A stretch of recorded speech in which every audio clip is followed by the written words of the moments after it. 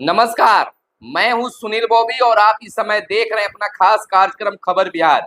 खबर बिहार में बातें करते हैं, बिहार की खबर होती है बिहार की खबरों के साथ साथ देश दुनिया में क्या कुछ चल रहा है तमाम खबरों से हम आपको कराते हैं अपडेट। बिहार में शिक्षा रोजगार का क्या है हाल और गांव की सरकार को लेकर क्या कर रही है बिहार सरकार, तमाम खबरों से हम आपको कराते हैं अपडेट। दोस्तों, खबरों का सिलसिला शुरू करने से पहले आपसे आग्रह है कि चैनल पर अगर पहली बार आए हैं या आप तक चैनल को सब्सक्राइब नहीं किए हैं तो चैनल को जरूर सब्सक्राइब कर दीजिएगा और वीडियो पसंद आए तो लाइक जरूर कीजिएगा। अपने दोस्तों के पास में जरूर वीडियो को शेयर कीजिएगा। आपको बता दें कि बिहार में लोकसभा चुनाव को लेकर सियासत अब पूरी तरह से गर्म हो गया है। जैसा कि आप जानते हैं कि 19 अप्रैल को प्रथम चरण का चुनाव तेजी के साथ जनसभाएं हो रही है। गृह मंत्री से लेकर प्रधानमंत्री तक बिहार दौरा कर रहे हैं। इसी बीच एक बड़ी खबर निकल कर आई है कि विवेक ठाकुर का लालू फैमिली पर वार। नवादा में सीएम नीतीश कुमार ने एक चुनावी सभा में लालू परिवार पर जमकर निशाना साधा। सीएम नीतीश कुमार ने परिवारवाद और भ्रष्टाचार को लेकर किया है वार। तो वहीं आपको बता दें कि बिहार का अगला भविष्य चिराग साहब हैं, यह कहना है जीतन राम मांझी का। गया में जनसभा के दौरान हम नेता और पूर्व सीएम जीतनराम मांझी ने जनता से मांगा समर्थन।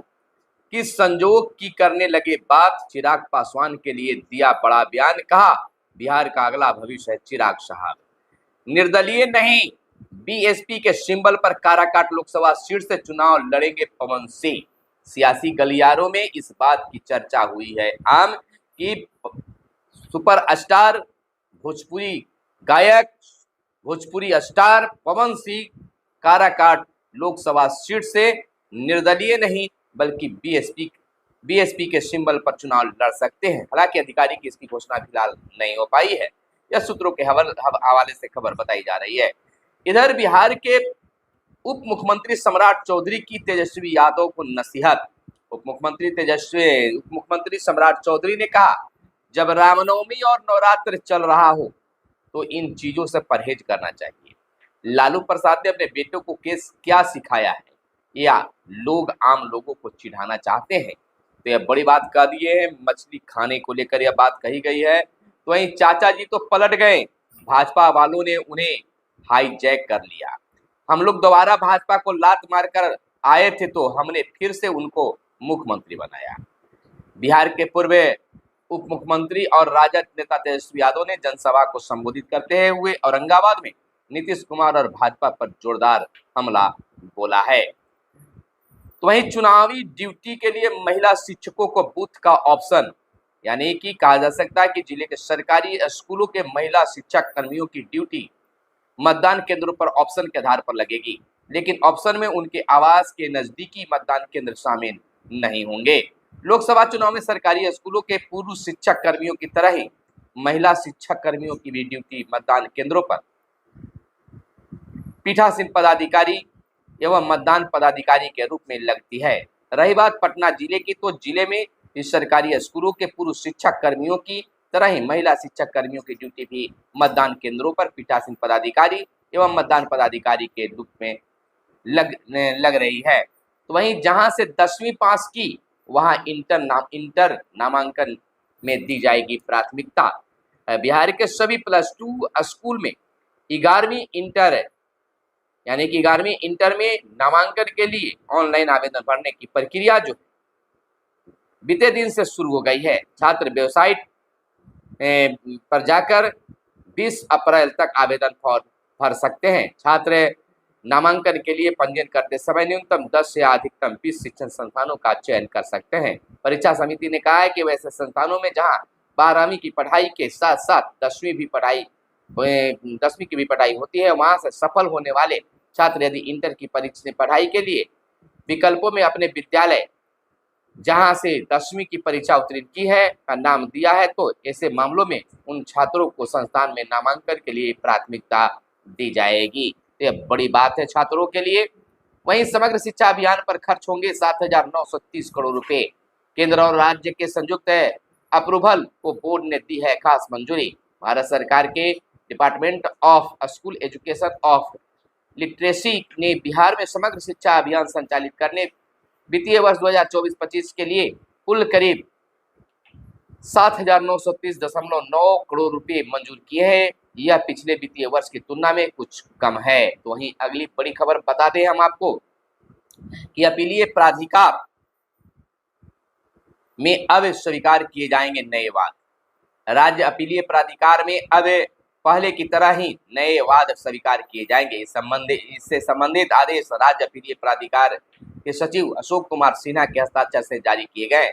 बिहार राज्य शैक्षणिक संस्थागत शिक्षक व कर्मचारी शिकायत निवारण और अपील नियमावली 2020 के आलोक में राज्य अपीलीय प्राधिकार के वाद दाखिल निष्पादित किए जाते हैं, लेकिन बिहार विद्यालय विशिष्ट शिक्षक नियमावली 2023 के प्रावधान के अनुपालन में कोई भी नया वाद गत 27 दिसंबर से नहीं लिया जा रहा था।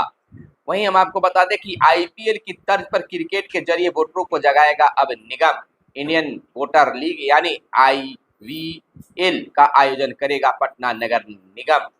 15 दिनों तक चलेगी क्रिकेट लीग आईपीएल और 24 से अधिक टीमें लेगी भाग। बड़े स्टेडियम में होगा फाइनल।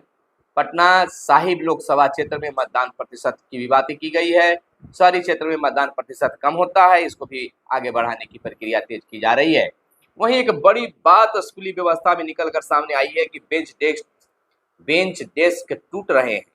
एजेंसी का बिल भी पास हो गया।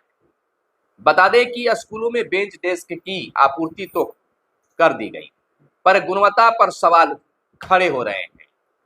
यह और बात है कि कोई इस पर मुंह खोलने को तैयार नहीं। जिन स्कूलों में रोज निरीक्षण होता हो वहां बेंच डेस्क देखने कोई नहीं आ रहे हैं। शिक्षा विभाग ने जुलाई 2023 में सरकारी स्कूलों में बेंच डेस्क देने का निर्णय लिया है। प्रक्रिया आगे बढ़ी और 1 अप्रैल 2024 तक हर स्कूल में इसे उपलब्ध करा दिया गया है, लेकिन उसकी गुणवत्ता खास नहीं है। वहीं हम आपको बता दें कि 11वीं में अभ्यर्थी चुन सकते हैं 20 विकल्प। जहां से 10वीं पास किए हैं वहां इंटर में नामांकन के लिए दी जाएगी खास प्राथमिकता। वहीं जलाशयों में गाद की सफाई केरल मॉडल से जल संसाधन विभाग ने तैयार किया विस्तृत कार्य योजना। इस समय सिल्टेशन की समस्या से जूझ रहे हैं बिहार के बराज और जलाशय, तो इस पर खास योजना बनाई जा रही है। तो वहीं चुनावी सरगर्मी के बीच मौसमी पारा चढ़ेगा और बढ़ेगी गर्मी। आपको बता दें कि 5 दिनों के दौरान अधिकतम तापमान में 2 से 4 डिग्री तक होगी वृद्धि। गर्म उत्तर पश्चिम हवा चलने के भी आसार है। राजधानी का अधिकतम पारा 38 डिग्री पहुंचा है। तो इसमें उतार चढ़ाव की बात की जा रही है। वही बिजली की मांग बढ़कर 520 मेगावाट तक पहुंच गई है। गर्मी शुरू होते ही अप्रैल में बिजली की मांग बढ़ने लगी है। हर रोज 5 से 10 मेगावाट की बढ़ोतरी हो रही है। एसी और कूलर के चलने से मांग में इजाफा हुआ है। पिछले 10 दिनों के आंकड़े बताते हैं कि बिजली की मांग में 75 मेगावाट की बढ़ोतरी दर्ज की गई है। वहीं अगली बड़ी खबर यह है कि प्रधानमंत्री मोदी ने कहा है कि हक छीनने वालों पर नहीं रुकेगी कार्रवाई। प्रधानमंत्री ने कहा है कि लगातार कार्रवाई होती रहेगी, चलती रहेगी। और प्रधानमंत्री का दौरा भी लगातार बिहार में हुआ है। गृह मंत्री भी बिहार में उनका आगमन हुआ है। और बिहार के नियोजित शिक्षकों के लिए बड़ी खबर यह है कि सक्षमता परीक्षा के बाद बहुत जल्द ही सभी प्रमाण पत्रों का वेरिफिकेशन का जल्द ही नोटिस जारी कर दिया जाएगा और पटना बुलाया जाएगा प्रमंडलीय वार और उनका प्रमाण पत्रों का वेरिफिकेशन किया जाएगा। तो फिर दोस्तों मिलते हैं अगले वीडियो में, तब तक के लिए दीजिए इजाजत। कैमरे के पीछे है मिस्टर साहिल। जय हिंद, जय भारत, वंदे मातरम।